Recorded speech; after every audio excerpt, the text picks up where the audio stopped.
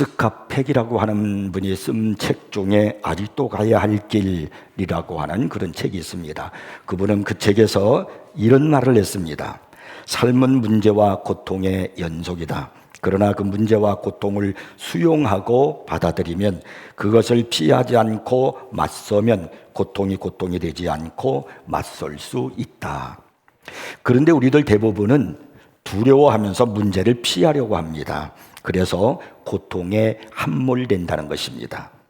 사람은 누구나 다 평탄한 삶을 살고 싶기를 원하지만 실제로 우리의 삶이 어디 그렇던가요? 우리의 삶은 한마디로 굴곡진 삶입니다. 우리가 1년을 살아도 봄, 여름, 가을, 겨울이 있고 10리를 걸어가도 그 땅이 굴곡이진 것처럼 우리가 인생을 살아가는데 얼마나 많은 일들을 만나게 됩니까? 그것이 우리 인생이라는 거예요. 잠언서 16장 9절에 보면은 사람이 마음으로 자기의 길을 계획할지라도, 사람이 자기의 마음으로 자기 인생의 길을 계획할지라도 결국 그의 걸음을 인도하시는 이는 여호와시니라, 이렇게 말씀합니다. 누구나 자기의 멋진 인생의 계획을 세우지만은 어디 그것이 내 뜻대로 그리고 내 계획대로 다 되던가요? 성경은 분명히 말씀하시기를 우리의 걸음을 인도하시는 분은 여호와시라는 것입니다. 우리가 오늘 읽었던 이 룻기서의 시작은 베들레헴에 흉년이 찾아와서 가난을 만나게 되었을 때 그곳에 유력하게 살고 있는 엘리멜렉이라고 하는 가정이 있거든요. 그 가정이 멋진 삶을 계획하면서 모압으로 가면은 그것은 풍요롭다고 하니까 그곳에 가서 더 멋지고 풍요로운 인생을 살아야 되겠다 계획을 하고, 그리고 베들레헴을 떠나는 것으로부터 시작되고 있습니다. 그래서 1장 1절을 보면은 이렇게 성경이 말씀해요. 유다 베들레헴의 한 사람이 그의 아내와 두 아들을 데리고 모압 지방에 가서 거류하였는데, 이 엘리멜렉이라고 하는 사람은 베들레헴에서 유력한 사람이었습니다. 많은 사람들로부터 존경받고 힘 있는 그런 사람이었습니다. 이름조차도 여호와는 왕이시다라는 뜻을 가지고 있는 엘리멜렉이라는 것이니까 그가 얼마나 또 믿음도 좋았겠나 하는 것을 우리가 짐작할 수 있지 않겠습니까? 이런 사람이니까 철저하게 또 멋지게 자기의 삶을 모압에 가서 살아야 할 것을 계획을 잘 했을 것입니다. 그러나 그 결과가 무엇입니까? 대실패였습니다. 가장인 엘리멜렉이 죽고 두 아들이 있었는데 두 아들도 죽고 얼마 가지 않아서 그 집안은 풍비박산나고 말았습니다. 이 얼마나 끔찍한 현실입니까? 경제적인 힘을 실어주어야 할 남성들이 다 죽어버렸습니다. 그러니 이제 어떻게 살아갑니까? 베들레헴에서 흉년이 들어서 그 흉년을 피해서 풍년이 들고 풍요롭다고 하는 모압으로 갔는데, 결국 그들의 계획, 사람이 마음으로 자기의 길을 계획해서 그곳에 갔는데 그 걸음을 인도하시는 분은 여호와시라는 거예요. 룻기는 이런 끔찍한 한 가족의 몰락과 비극으로 시작되지만, 그러나 룻기서는 그런 비극으로 끝나는 성경이 아니라고 하는 것입니다. 여기 룻기서의 실패한 인생, 엘리멜렉이라는 한 가장의 판단착오로 자신도 몰락하고 가문도 몰락하는 모습을 보여주고 있지만, 성경 이 룻기서에서 우리에게 말씀하고 발견하는 것이 바로 뭐냐면, 이렇게 인간은 실패하고 절망한 그런 가문 가정이지만은 놀랍게 하나님은 그런 가정에 개입하셔서 인간의 실패를 오히려 하나님의 은혜로 사용하시는, 합력하여 선을 이루시는 하나님이시다라는 것을 우리에게 보여주고 있다는 겁니다. 보면은 나오미가 이제 모압에서 고향 베들레헴으로 돌아가는 말씀으로 끝을 맺습니다. 다 죽고 다 망하고 이제 나오미 혼자 남았어요. 그리고 며느리가 둘이 있었는데 하나는 가버리고 하나만 남았어요. 룻. 떠나라니까 안 떠나요. 끝까지 따라가겠대요. 그래서 나오미하고 룻하고 그들이 이제 모압을 다 청산하고 가자, 고향으로 가자.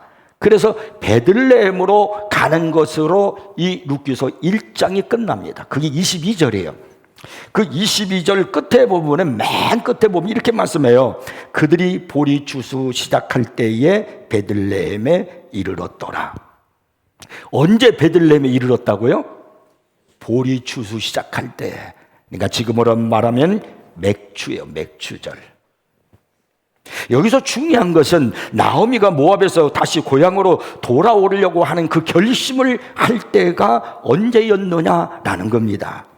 사실 나오미는 베들레헴으로 돌아오기가 어려웠습니다. 떠날 때는 커다란 희망을 갖고 아무도 많은 사람들이 만류함에도 불구하고 이 땅을 버리고 베들레헴 떡집을 버리고 어디를 간단 말이야. 아무리 여기가 조금 힘들어도 어떻게 모압이 풍요롭다고 해도 그 이방 땅에 가서 살 수 있단 말이냐. 나오미요, 엘리멜렉이요, 가지 마세요.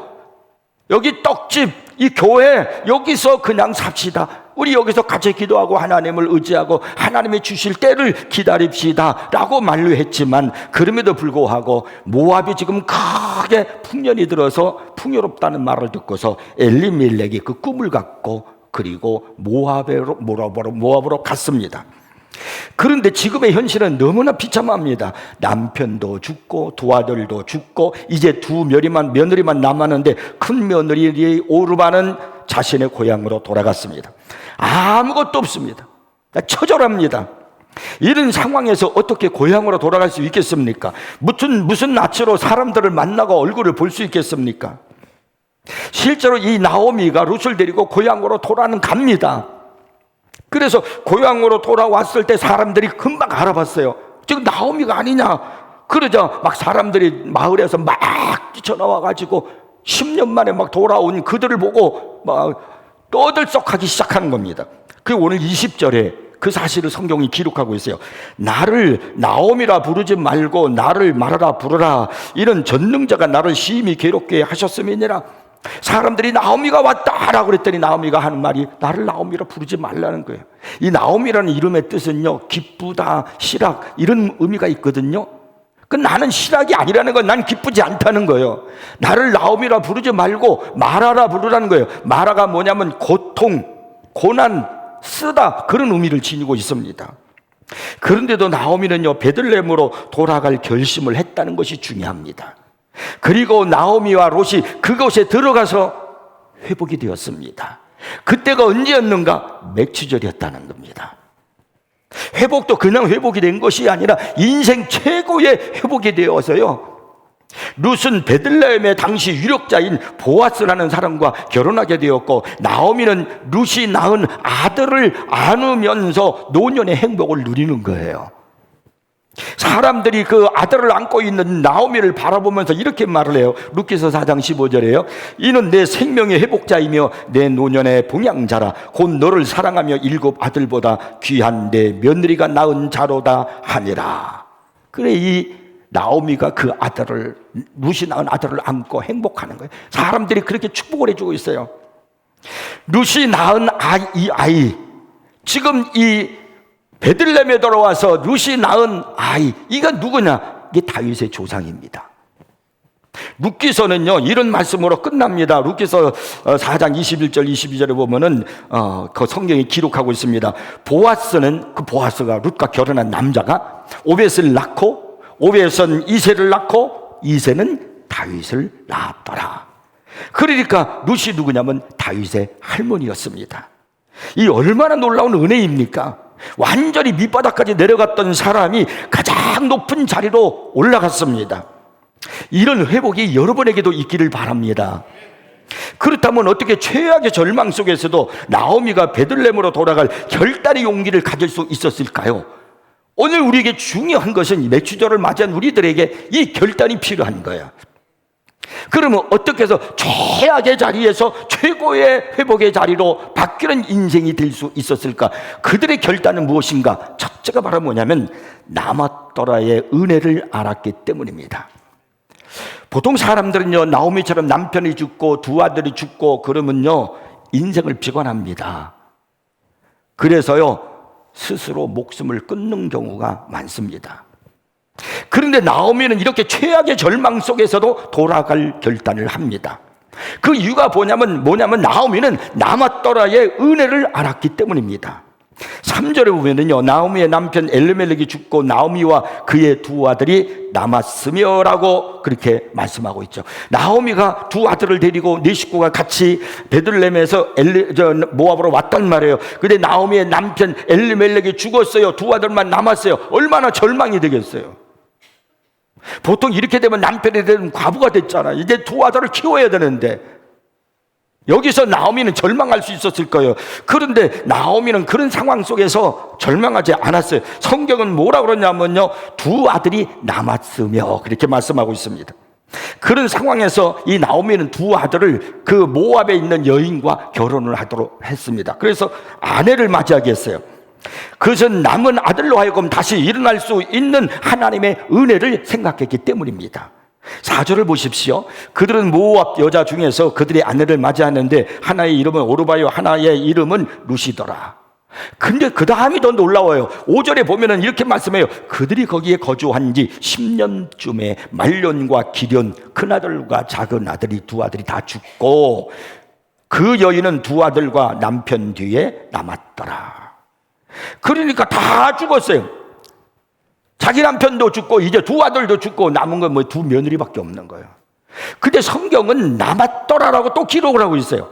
그 아들이 죽었는데 남았더라. 말년과 기련이 죽었습니다. 이게 얼마나 절망적이에요. 남편도 죽고 두 아들도 죽었는데 이제 이 나오미는 어떻게 살란 말입니까? 그런데 성경은 남았더라라는 말씀을 우리에게 강조하고 있는 거예요. 이것이 나오미가 갖고 있는 신앙이야.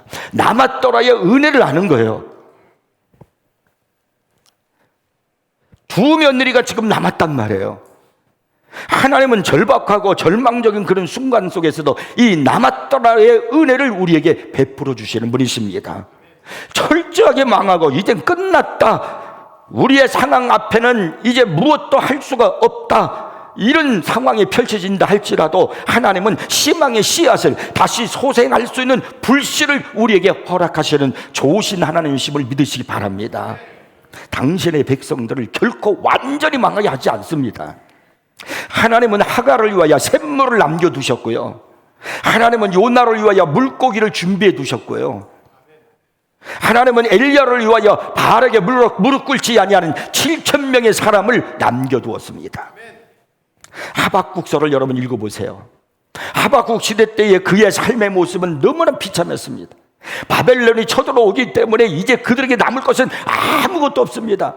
백성들이 죽고 백성들이 포로로 잡혀가고 나라가 망하고 예루살렘 성전이 불타고 비참하게 그지가 없는 거예요. 그래서 그런 모습을 보고 있는 하박국이 하나님을 향하여 왜 라고 하면서 그가 외치며 불평하던 사람이었어요. 그런데 어느 날 갑자기 그의 입에서 기쁨과 감사의 막 찬정이 터져나오기 시작하는 겁니다. 그것은 왜 그럴까? 이 하박국이 하나님께서 남겨두신 그것을 발견했기 때문입니다. 그것이 바로 하박국서 3장 17절부터 19절의 말씀이에요. 비록 무화과나무가 무성하지 못하며 포도나무에 열매가 없으며 감람나무에 소출이 없으며 밭에 먹을 것이 없으며 우리의 양이 없으며 외양간에 소가 없을지라도 나는 여호와로 말미암아 즐거워하며 나의 구원의 하나님으로 말미암아 기뻐하리로다. 주 여호와는 나의 힘이시라. 나의 발을 사슴과 같게 하사 나를 나의 높은 곳으로 다니게 하시리로다. 하박국이 살고 있는 현장은 아무것도 없는 텅 빈 그런 현장, 그런 나라, 그런 현실이었습니다. 근데 자세히 보니까 무화과나무, 포도나무, 감람나무, 밭, 우리 외양간은 아직 남아있어요. 그리고 더 중요한 것은 여호와 하나님은 아직도 자기와 함께하고 이 민족과 함께 계시고 있다는 겁니다. 여러분, 세상 것 다 없어져도 하나님이 나와 함께 하시면 그것으로 되는 거 아닙니까? 그분이 나와 함께 하시면 못할 일이 어디 있겠습니까? 그분이 계시면 내 인생의 문제는 다시 회복될 수 있지 않겠습니까? 그래서 이 하박국 선지자가 기뻐하는 거예요. 나오미에게도 자신에게 남겨진 것을 발견했어요. 남편이 죽었을 때 두 아들이 남아있는 걸 발견했고, 두 아들마저 죽었을 때 두 며느리가 있는 걸 발견했고요, 그 중에 한 며느리가 떠났을 때 아직 한 며느리가 남아있는 걸 발견했어요. 모압에서 철저히 망했을 때 이 나오미는 그래도 내가 돌아갈 베들레헴이 있다라는 걸 그는 발견했습니다.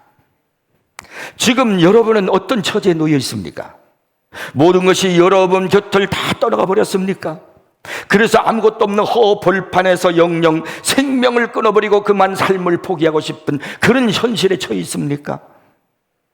여러분 인생이 이젠 끝났다고 생각할지라도 처절한 그런 상황 속에 있다 할지라도 절대로 여러분 하나님의 백성은 끝나는 게 아닙니다. 하나님께서는 여러분을 위해서 반드시 남겨놓은 것이 있다는 거예요. 여러분이 소생할 수 있도록 그 씨앗, 그 불씨가 있다는 겁니다. 그 남겨놓은 것을 볼 수 있는 영적인 눈이 열리기를 바랍니다. 지금은 내가 힘들고 어렵고 처절하고 그리고 가슴이 아프다 할지라도 하나님은 나를 위해서 일어서기 위해서 무엇인가 씨앗을 남겨놓았을 거야. 무엇인가 그루터기가 있을 거야. 그것을 발견하란 말이에요. 믿음으로 성경을 통해서 기도하면서 그것을 볼 수 있는 눈이 열리기를 축복합니다. 하나님은요, 자기 백성을 절대로 진멸하게 놔두지 않습니다. 그러므로 남겨놓으신 하나님을 믿는다면 결코 낙심하지 않을 겁니다.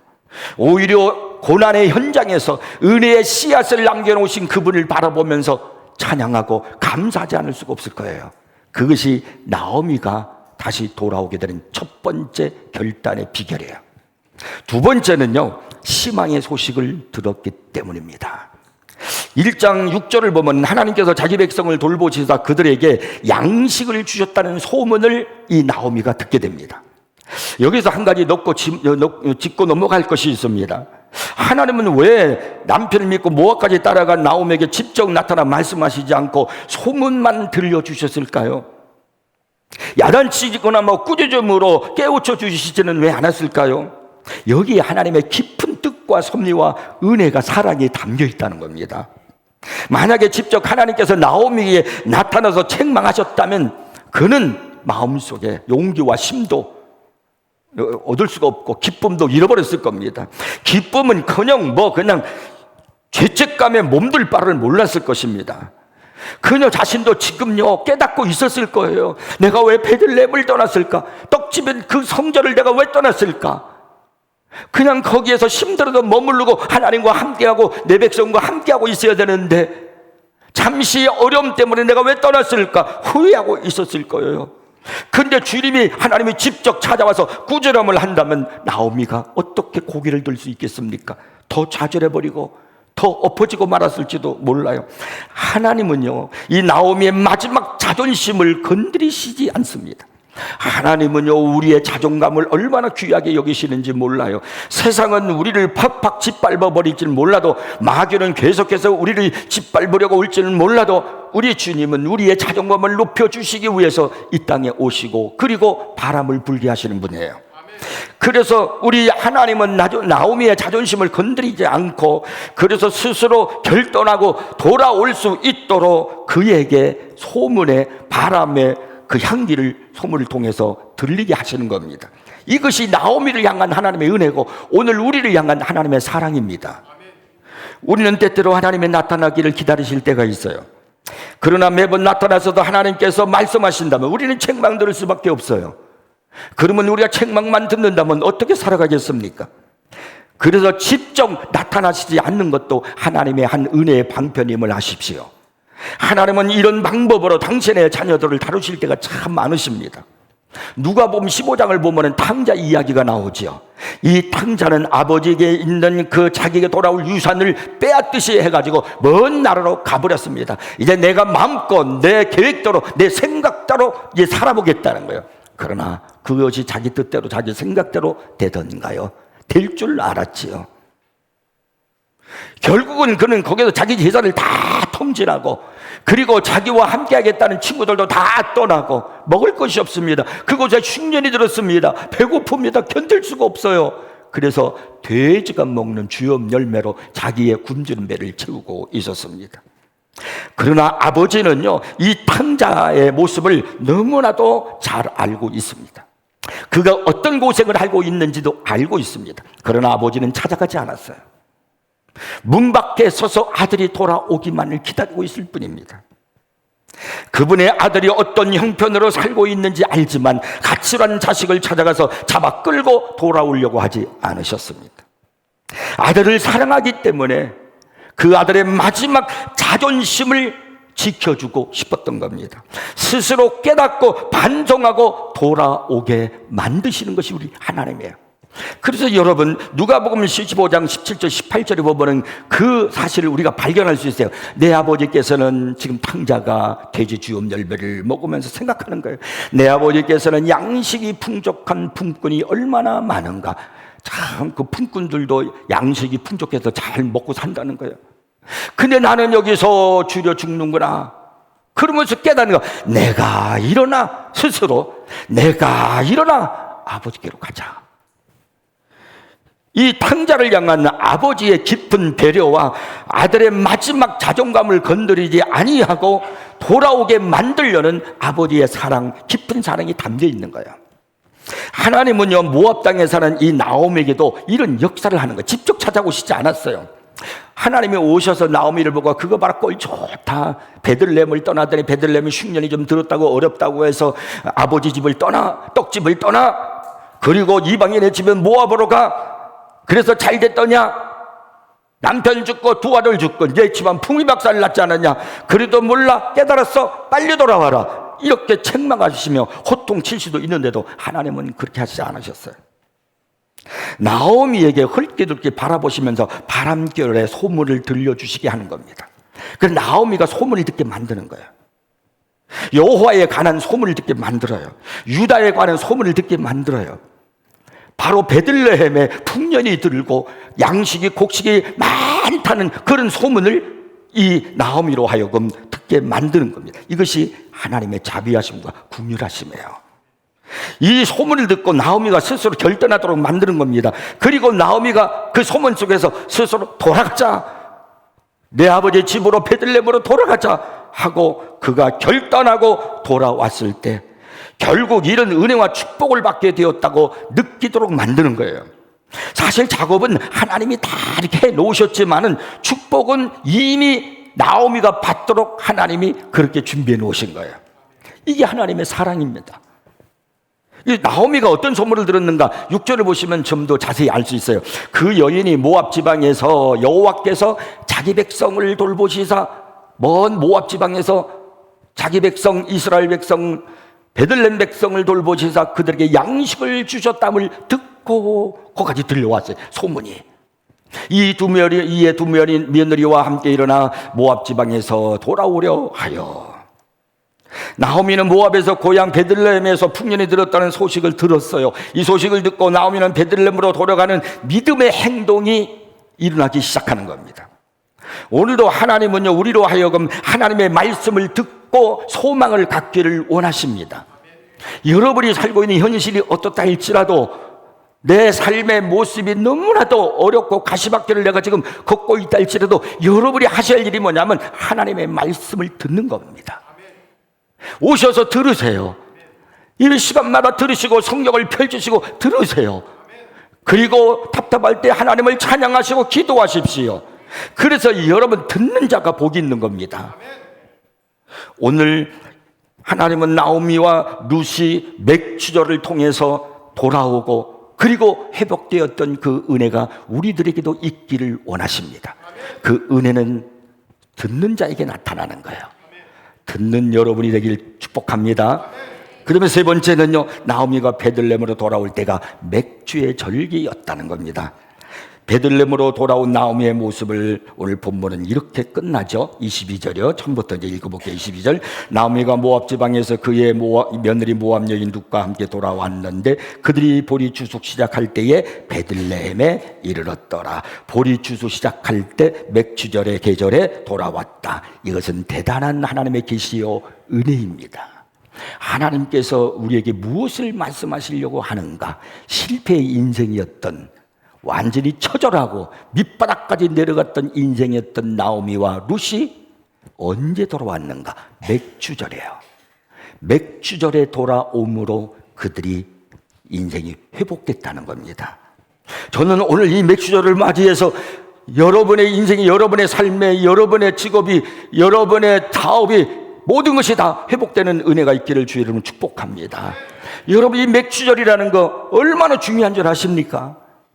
여러분, 룻기서를 읽어보시면 1장은 이렇게 해서 돌아오는 걸로 끝나는데요, 2장 딱 첫머리부터 읽어보시면 무슨 내용이 나오냐면 이제 이 룻이, 나오미란 나이가 늙었으니까, 나이가 먹었으니까 집안에 있고, 룻이 보리 추수를 하는 그 현장에 다가갑니다. 먹고 살아야 되잖아요. 그래서 보리 추수하다 보면은 떨어뜨리는 것이 있잖아, 이삭을요. 그래서 그걸 주우러 가는 거예요. 그래서 이 룻이 그 밭에 가서 그 이삭을 열심히 줍는 겁니다. 그걸 주워다가 먹고 살아야 되니까. 여러분, 이 룻기서를 2장 3장까지 보면은 계속 그 얘기만 나와요. 이 룻이 보리 이삭 줍는 거예요. 맥주하는 그것이 나와요. 그러다가 거기에서 그 밭의 주인인 보아스라는 남자를 만나는데, 그 사람이 베들레헴의 유력한 사람이었습니다. 이 보아스와 사랑하게 되었고, 그리고 둘이 결혼하게 되었다. 그래서 거기서 자손이 나왔다. 이 이야기가 맥주절을 통해서 들려지는 이야기예요. 이것이 오늘 룻기서에 나오는 이야기입니다. 그러니까 나오미와 룻의 회복은 맥주절을 통해서 이루어졌다는 겁니다.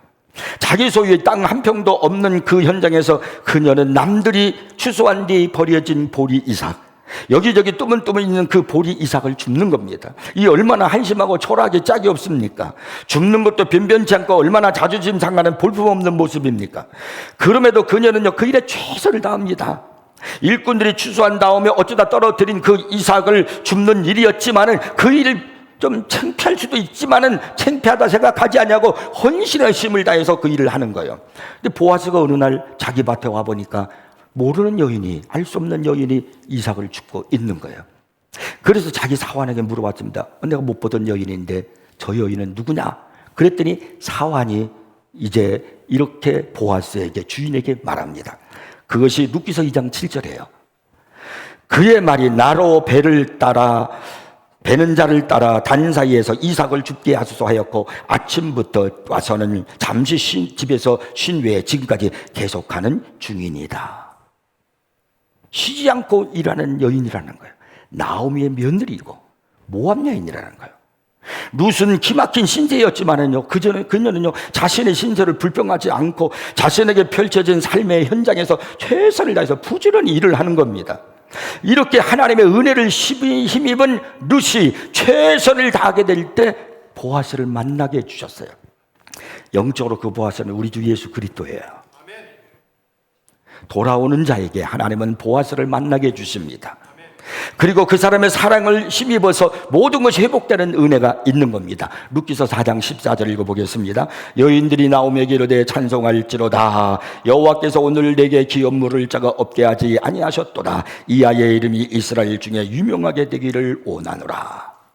이렇게 희망을 노래하는 이 4장의 말씀은 우리에게 또 다른 하나의 아주 대조되는 말씀이 떠오르게 합니다. 그것이 바로 룻기서 1장 20절이에요. 오늘 우리가 성경 읽었잖아요. 거기에 이렇게 말씀이 나오죠. 나오미가 그들에게 이르되 나를 나오미라 부르지 말라. 나를 말하라 부르라. 이런 전능자가 나를 심히 괴롭게 하셨음이니라. 내가 풍족하게 나갔더니 여호와께서 내게 비어 돌아오게 하셨느니라. 이 말씀과 바로 이 룻기서 4장에 있는 이 말씀과 너무나 대조적이잖아요. 대반전을 이루어주는 그런 말씀 아닙니까? 그래서 많은 사람들이 나오미와 룻의 가정을 위해서 찬양하고 축복해주는 인생의 반전을 이루게 해주는 내용의 말씀이 바로 룻기서예요. 그러면서 그 룻기서가 끝나는 거예요. 룻기서는 비참한 인생이 행복한 인생으로, 축복의 인생으로, 하나님의 은혜가 역사하는 그런 가정으로 끝나는데, 그 가운데 어떻게 연결을 시켜주는데 그 어떤 일 속에서 그런 일이 이루어졌는가? 맥주절로 인해서 그렇게 됐다는 거예요. 오늘 맥주 감사절을 맞이하면서 여러분, 이제 우리가 남은 6개월 동안 이 하나님의 은혜를 경험하면서 살아가십시오. 내가 지금 어떤 형편에 처했든 간에, 내 삶의 모습, 내 인간의 모습이, 내 위치가 어떻게 됐든 간에 중요한 것은 오늘 이 시간 이후로부터 여러분이 회복되는 겁니다. 맥주절을 통해서 회복된 나오미와 룻처럼 오늘 이 시간 이후로부터 더 회복되고 여러분이 올라서고 그리고 하나님께 영광을 돌리기를 바랍니다. 그러기 위해서 들어야 돼요. 하나님 말씀을 들으셔야 돼요. 그게 중요합니다. 그리고 여러분의 결단이 중요한 겁니다. 여기에서 이들이 듣고 맥주를 통해서 결단하여 바로 베들레헴 떡집으로 돌아온 것처럼 늘 성전 생활을 가까이 하고 은혜를 받는 우리 세인교 성도들이 되기를 주의 이름 축복합니다.